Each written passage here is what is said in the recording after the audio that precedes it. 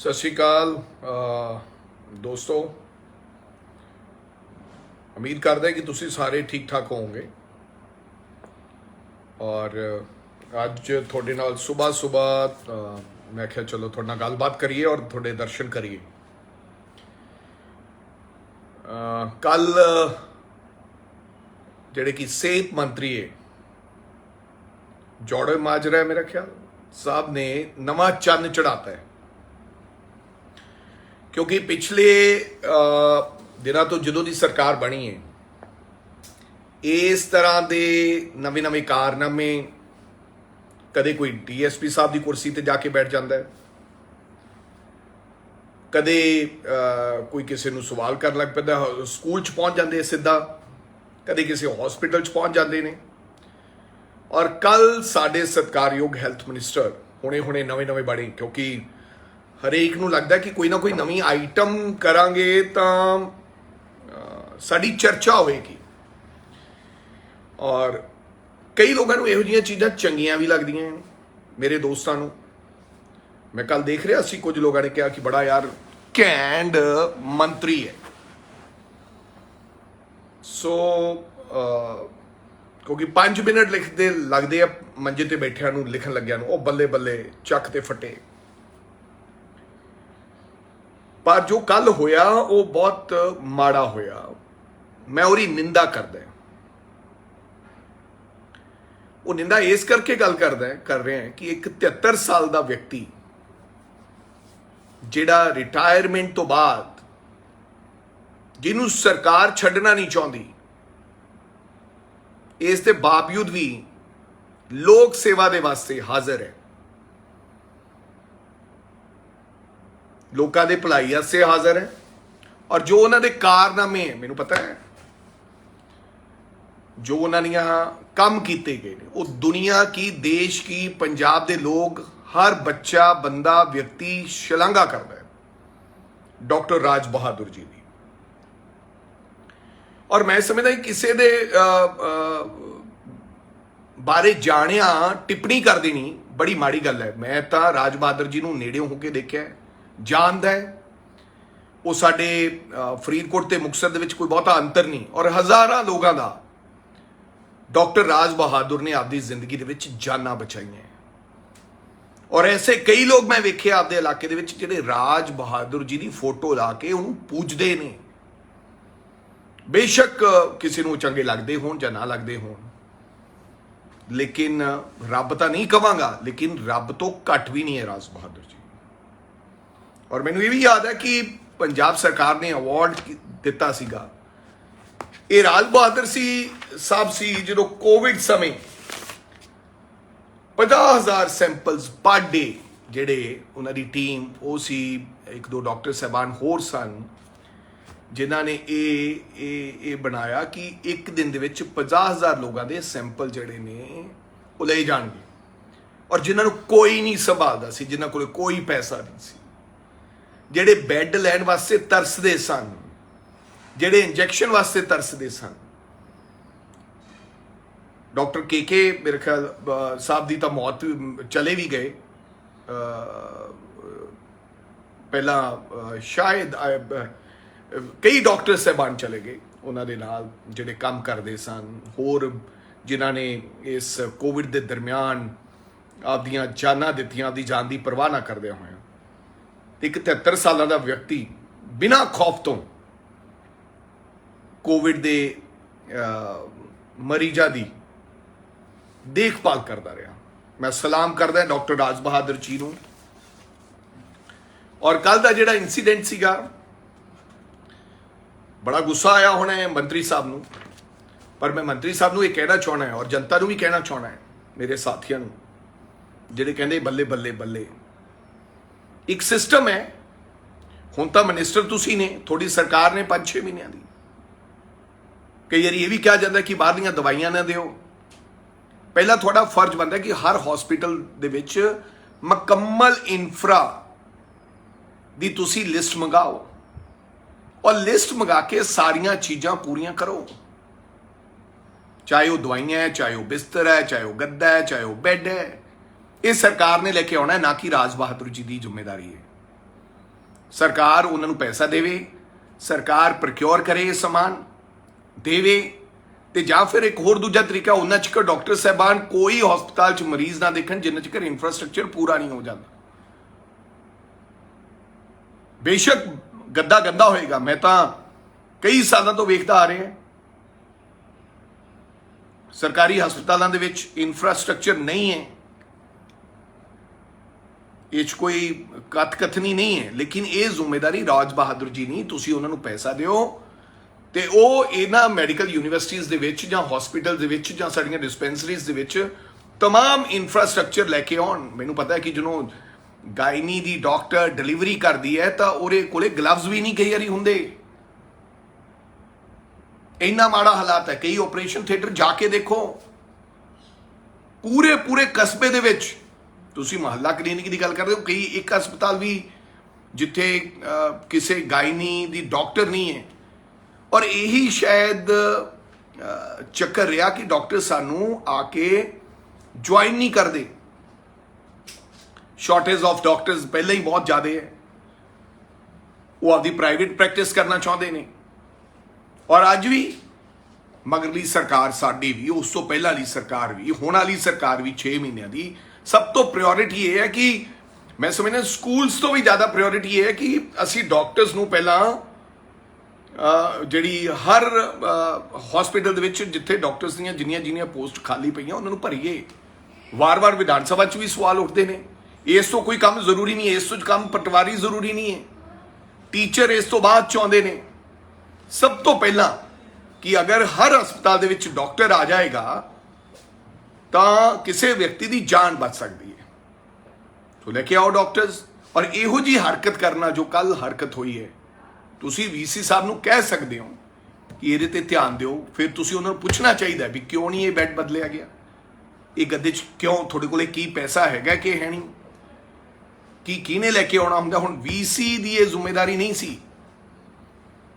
ਸੋ ਮੈਂ ਸਮਝਦਾ ਕਿ ਬਹੁਤ ਮਾੜਾ ਹੋਇਆ 71 ਸਾਲ ਦੇ ਵਿਅਕਤੀ ਨਾਲ। ਔਰ ਰਾਜ ਬਹਾਦੁਰ ਜੀ, ਆ 32 ਪੇਜ ਹੈ, ਮੈਂ ਕਢਾ ਕੇ ਲਿਆਇਆ, ਡਾਕਟਰ ਰਾਜ ਬਹਾਦੁਰ ਜੀ ਇਹਨਾਂ ਦੇ ਬਾਰੇ ਕਿ ਕੀ ਰਾਜ ਬਹਾਦਰ ਜੀ ਨੇ ਕੰਮ ਕੀਤੇ, ਕਿੰਨੀਆਂ ਡਿਗਰੀਜ਼ ਉਸ ਬੰਦੇ ਕੋਲੇ ਨੇ, ਕੀ ਪੜ੍ਹੇ ਨੇ।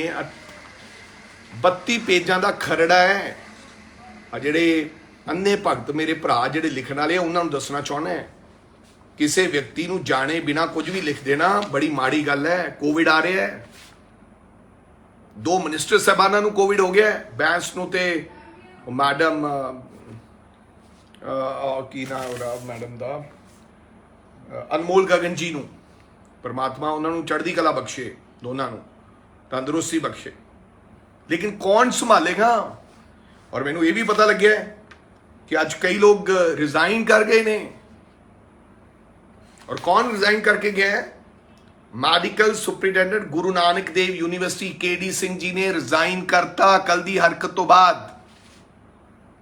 Doctor Rajiv Devgan principal GMC Amritsar resign. सत श्री अकाल। ਹੁਣ ਜੋੜੇ ਮਾਜਰਾ ਸਾਹਿਬ ਉੱਥੇ ਆਪ ਸਾਰੀਆਂ ਇਹਨਾਂ ਯੂਨੀਵਰਸਿਟੀ 'ਚ ਕੰਮ ਕਰਨਗੇ, ਨਾਲੇ ਗੱਦੇ ਵੀ ਲਿਆਉਣਗੇ। ਫਿਰ ਪਤਾ ਲੱਗੂਗਾ ਵੀ ਕਿੰਨਾ ਧੜੱਲੇਦਾਰ ਮੰਤਰੀ ਹੈ। ਜੇ ਮੰਤਰੀ ਇਹਨਾਂ ਯੂਨੀਵਰਸਿਟੀਆਂ ਵੀ ਚਲਾਏਗਾ, ਬੈੱਡ ਵੀ ਪ੍ਰੋਵਾਈਡ कराएगा, कोविड भी मैनेज करेगा, दवाइयां भी देगा, चंगी गल है। सारियां ਜਿਹੜੀਆਂ ਐਸੋਸੀਏਸ਼ਨ ਸੀਗੀਆਂ, ਫੇਮਾ, डॉक्टर एसोसीएशन, PCMS, सब ने कंडेम किया इस गल को कि ये बहुत माड़ी गल है। इस तरह नाल अगर डॉक्टर साहबाना नाल दुर्व्यवहार हो रहा है तो काम नहीं चलेगा। और वो भी उस बंदे नाल यार। मैं तो सलाम दोबारा फिर राज बहादुर जी नूं सलाम। Vice chancellor 3 terms Baba Farid University of Health Science. अज मेरी गल हुई है राज बहादुर जी नाल, अज ऑपरेट कर रहे हैं इत्थे, फ्री आउंदे ने। प्रोजेक्ट डायरैक्टर ने, मैंबर सैकटरी ने regional spinal injury centre Mohali लोगों का फ्री सैटरडे संडे आके इलाज करते ने। किन्ने डॉक्टर्स ने, किन्ने बंदे ने जिहड़े सैटरडे भी काम करते हैं, वो भी फ्री। थोड़ा जिहा गौर फरमाओ लिखण वाले हो। और क्वालिफिकेशन BSc 1970 ਚ ਪੰਜਾਬ ਯੂਨੀਵਰਸਿਟੀ ਚੋਂ ਕੀਤੀ। MBBS 1974 ਚ ਹਿਮਾਚਲ ਪ੍ਰਦੇਸ਼ ਯੂਨੀਵਰਸਿਟੀ ਸ਼ਿਮਲਾ ਤੋਂ ਕੀਤੀ। MS ortho Banaras Hindu university. MNA MS 1980 ਚ national board of examination. MNA MS 1997 national academy medical science. FIMSA international ਇਹ 1998 ਚ ਇੰਟਰਨੈਸ਼ਨਲ ਮੈਡੀਕਲ ਸਾਇੰਸ ਅਕੈਡਮੀ। ਤੇ FAOI 1999 ਚ ST James university hospital allied UK। then Switzerland। FAMS 2005 national academy of medical science. FIHE 2006 national institute of medical hospital engineering. FRCS 2009 ਚ Glasgow UK। FPA SC 2010 academy of science Punjab. ਆ 32 page ਹੈ ਉਹ, ਜੇ ਮੈਂ ਪੜ੍ਹਾ ਤਾਂ ਫਿਰ ਮੈਨੂੰ ਤਾਂ ਪਤਾ ਹੀ ਨਹੀਂ ਲੱਗਦਾ ਕਿ ਕਿਹੜੀ ਕਿਹੜੀ ਡਿਗਰੀ ਹੈ, ਕਿਉਂਕਿ ਅਸੀਂ ਤਾਂ ਨੇੜੇ ਤੇੜੇ ਵੀ ਨਹੀਂ ਇਹਨਾਂ ਦੇ, ਡਿਗਰੀਆਂ ਵੀ ਨਹੀਂ ਪਤਾ ਲੱਗਦਾ ਵੀ ਕਿਹੜੀਆਂ ਕਿਹੜੀਆਂ। ਇਹ ਡਾਕਟਰ ਰਾਜ ਬਹਾਦਰ ਜੀ ਦੀ ਪ੍ਰਾਪਤੀ ਹੈ ਭਾਈ ਸਾਹਿਬ। ਜੋੜੇ ਮਾਜਰਾ ਸਾਹਿਬ, ਹਜੇ ਵੀ ਦੁੱਲੇ ਬੇਰਾਂ ਦਾ ਕੁਛ ਨਹੀਂ ਵਿਗੜਿਆ। ਜਾ ਕੇ ਹੱਥ ਜੋੜ ਕੇ 71 ਸਾਲਾਂ ਦੇ ਬਜ਼ੁਰਗ ਦੇ ਔਰ ਇਸ ਕਾਬਲ ਵਿਅਕਤੀ ਦੇ ਪੈਰੀ ਹੱਥ ਲਾ ਕੇ ਮਾਫੀ ਮੰਗ ਲਓ। ਲੋਕ ਇਹ ਕਹਿਣਗੇ, ਲੋਕ ਮਾਫ ਜਿਹੜਾ ਮੰਗ ਲੈਂਦਾ ਉਹ ਵੱਡਾ ਹੋ ਜਾਂਦਾ ਉਲਟਾ। ਲੋਕ ਇਹ ਕਹਿਣਗੇ ਕਿ ਯਾਰ ਚਲੋ ਕੋਈ ਗੱਲ ਨਹੀਂ, ਕਈ ਵਾਰੀ ਉਤੇਜਨਾ ਚ ਆ ਜਾਂਦਾ ਵਿਅਕਤੀ, ਅਸੀਂ ਵੀ ਆ ਜਾਂਦੇ ਹਾਂ। ਨਵੇਂ ਮੰਤਰੀ ਬਣੇ ਹੋ, ਉਤੇਜਨਾ ਆਉਣੀ ਵੀ ਚਾਹੀਦੀ ਹੈ, ਚਲੋ ਆ ਗਈ, ਪਰ ਥੋੜਾ ਜਿਹਾ ਵੇਖ ਕੇ ਉਤੇਜਨਾ ਆਪਣੀ ਹਮ ਉਮਰ ਦੇ ਵਿਅਕਤੀ ਨਾਲ ਚੰਗੀ ਲੱਗਦੀ ਹੈ। ਉਤੇਜਨਾ ਬਜ਼ੁਰਗ ਬੰਦੇ ਦੇ ਨਾਲ ਇਹ ਗੱਲ ਚੰਗੀ ਨਹੀਂ ਲੱਗਦੀ ਕਿ ਅਸੀਂ ਫਿਰ ਹਉਮੈ ਰੱਬ ਨੂੰ ਨਹੀਂ ਪਸੰਦ ਯਾਰ, ਮੈਂ ਰੱਬ ਨੂੰ ਨਹੀਂ ਪਸੰਦ, ਹੰਕਾਰ ਤਾਂ ਪਸੰਦ ਹੀ ਨਹੀਂ। ਸੋ ਮੇਰੀ ਬੇਨਤੀ ਹੈ ਕਿ ਆਪਾਂ ਆਓ ਸਾਰੇ, ਮੈਂ ਨਹੀਂ ਕਹਿੰਦਾ ਕਿ ਤੁਸੀਂ ਵੀ ਚੰਗੇ ਇਨਸਾਨ ਹੋ ਸਕਦੇ, ਲੇਕਿਨ ਕੱਲ ਵਾਲਾ ਤੁਹਾਡਾ ਜਿਹੜਾ ਵਤੀਰਾ ਸੀਗਾ ਉਹ ਗਲਤ ਸੀਗਾ, ਚੰਗਾ ਨਹੀਂ ਸੀਗਾ, ਲੋਕਾਂ ਨੇ ਸਲਾਹਿਆ ਨਹੀਂ। ਔਰ ਜੇ ਲੋਕਾਂ ਨੇ ਜਿਹੜੀ ਗੱਲ ਸਲਾਹੀ ਨਹੀਂ, ਕਹਿੰਦੇ ਆ ਸਿਆਣੇ ਸਾਡੇ ਮਾਤਾ ਜੀ ਕਹਿੰਦੇ ਹੁੰਦੇ ਸੀ, ਨਾਨੀ ਜੀ, ਖਾਓ ਮਣ ਪਾਉਂਦਾ ਤੇ ਪਹਿਲੋਂ ਜੱਗ ਪਾਉਂਦਾ। ਤੇ ਜੇ ਦੁਨੀਆ ਨੂੰ ਇਹ ਗੱਲ ਚੰਗੀ ਨਹੀਂ ਲੱਗੀ, ਜੱਗ ਨੂੰ ਇਹ ਗੱਲ ਚੰਗੀ ਨਹੀਂ ਲੱਗੀ, ਤਾਂ ਸਾਨੂੰ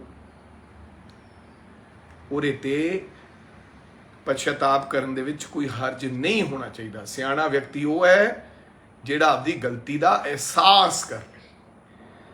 ਇਹ ਗੱਲ ਅਗਰ ਤੁਸੀਂ ਕਰੋਗੇ ਤਾਂ ਇਹਦੇ ਨਾਲ तमाम ਡਾਕਟਰ ਸਾਹਿਬਾਨਾਂ ਦੇ ਮਨ ਵਿੱਚ ਇਹ ਗੱਲ ਜਾਏਗੀ, ਕਿਉਂਕਿ ਕਈ ਵਾਰੀ ਗਲਤੀ ਕਿਸੇ ਤੋਂ ਵੀ ਹੋ ਸਕਦੀ ਹੈ ਕਿ ਨਹੀਂ ਯਾਰ, ਗਲਤੀ ਦਾ ਅਹਿਸਾਸ ਕੀਤਾ ਔਰ ਵੱਡਾਪਨ ਤੁਹਾਡਾ ਨਜ਼ਰ ਆਏਗਾ ਇਸ ਗੱਲ ਦੇ ਵਿੱਚ, ਛੋਟਾਪਨ ਨਜ਼ਰ ਨਹੀਂ ਆਏਗਾ, ਵੱਡਾਪਨ ਨਜ਼ਰ ਆਏਗਾ। ਸੋ ਔਰ ਇਹਦੇ ਨਾਲ ਸਾਡੇ ਜਿਹੜਾ ਆਉਣ ਵਾਲਾ ਸਮਾਂ ਸੌਖਾ ਹੋ ਜਾਏਗਾ, ਹਸਪੀਟਲ ਸਾਡੇ ਭਰੇ ਰਹਿਣਗੇ। ਤੁਹਾਡੀ ਰਹਿਨਮਾਈ 'ਚ ਅਸੀਂ ਤਾਂ ਇਹ ਚਾਹੁੰਦੇ ਕਿ ਹਰ ਹਸਪੀਟਲ ਦੇ ਵਿੱਚ ਡਾਕਟਰ ਹੋਵੇ। ਤੁਹਾਡੀ ਰਹਿਨਮਾਈ 'ਚ ਅਸੀਂ ਚਾਹੁੰਦੇ ਹਾਂ ਕਿ ਲੋਕ ਇਹ ਕਹਿਣ ਕਿ ਭਾਈ ਹੁਣ ਹੈਲਥ ਇਨਫਰਾਸਟ੍ਰਕਚਰ ਜਿਹੜਾ ਹੈ ਹੁਣ ਕਾਬਲੇ ਤਾਰੀਫ ਹੈ। ਅਸੀਂ ਤਾਂ ਇਹ ਚਾਹੁੰਦੇ ਹਾਂ ਤੁਸੀਂ ਆਪਦੀ ਛਵੀ ਛੱਡ ਕੇ ਜਾਓ, ਲੇਕਿਨ ਜੇ ਇਹ ਹਾਲਾਤ ਰਹੇ ਤਾਂ ਮੈਨੂੰ ਲੱਗਦਾ ਕਿ ਹਾਲਾਤ ਬਹੁਤ ਹੋਰ ਨਾਜ਼ੁਕ ਹੋ ਜਾਣਗੇ। ਸੋ ਉਮੀਦ ਕਰਦਾ ਹਾਂ ਕਿ ਤੁਸੀਂ ਵੀ ਮੇਰੀ ਗੱਲ ਸੁਣੋਗੇ ਔਰ ਇਸ ਗੱਲ ਤੇ ਆਪਦਾ ਇਹਨੂੰ ਮੇਰੇ ਖਿਆਲ ਮਾਫੀ ਮੰਗ ਲਓਗੇ। ਔਰ ਦੂਸਰੇ ਜਿਹੜੇ ਆਪਣੇ ਨੀਚੇ ਭਰਾ ਮੇਰੇ ਅੰਨੇ ਭਗਤ ਹੈ, ਉਹਨਾਂ ਨੂੰ ਮੈਂ ਕਹੂੰਗਾ ਹਰ ਥਾਂ ਤੇ ਪੋਲਿਟਿਕਸ ਨਹੀਂ ਕਰਨੀ। ਰਾਜ ਬਹਾਦਰ ਜੀ ਦੇ ਨਾਮ ਤੇ ਇਹ ਸਾਡਾ ਸਭ ਦਾ ਸਾਂਝਾ ਕੰਮ ਹੈ। ਜੇ ਇਹੋ ਜਿਹੇ ਡਾਕਟਰਸ, ਇਹੋ ਜਿਹੇ ਵਾਈਸ ਚਾਂਸਲਰਸ ਛੱਡ ਕੇ ਚਲੇ ਗਏ ਤਾਂ ਪੰਜਾਬ ਦਾ ਹੈਲਥ ਇਨਫਰਾਸਟ੍ਰਕਚਰ ਹੋਰ ਥੱਲੇ ਆ ਜਾਏਗਾ। ਮਾਫੀ ਚਾਹੁੰਦਾ, ਫਿਰ ਵੀ ਮੇਰੀ ਗੱਲ ਤੁਹਾਨੂੰ ਬੁਰੀ ਲੱਗੀ ਹੋਵੇ ਕਿਸੇ ਨੂੰ, ਤਾਂ ਮੈਂ ਤੁਹਾਡੇ ਤੋਂ ਹੱਥ ਜੋੜ ਕੇ ਮਾਫੀ ਚਾਹੁੰਦਾ ਕਿਸੇ ਦਾ ਦਿਲ ਦਿਖਾਇਆ ਹੋਵੇ। ਕਈ ਕਹਿਣਗੇ ਤੁਸੀਂ ਨਹੀਂ ਕੀਤਾ, ਫਲਾਂ ਨਹੀਂ ਕੀਤਾ। ਉਹ ਭਾਈ ਸਾਡਾ ਵੇਲਾ ਲੰਘ ਗਿਆ, ਜੇ ਨਹੀਂ ਕੀਤਾ ਤਾਂ ਅਸੀਂ ਬਾਹਰ ਬੈਠੇ ਹਾਂ। ਬਹੁਤ ਕੁਝ ਕੀਤਾ, ਪਰ ਜੇ ਨਹੀਂ ਕੀਤਾ ਤਾਂ ਅਸੀਂ ਬਾਹਰ ਬੈਠੇ ਹਾਂ। ਪਰ ਅਸੀਂ ਇਸ ਗੱਲ ਦੀ ਵਾਰੀ-ਵਾਰੀ ਤੁਲਨਾ ਨਹੀਂ ਕਰ ਸਕਦੇ ਕਿ ਤੁਸੀਂ ਨਹੀਂ ਕੀਤਾ।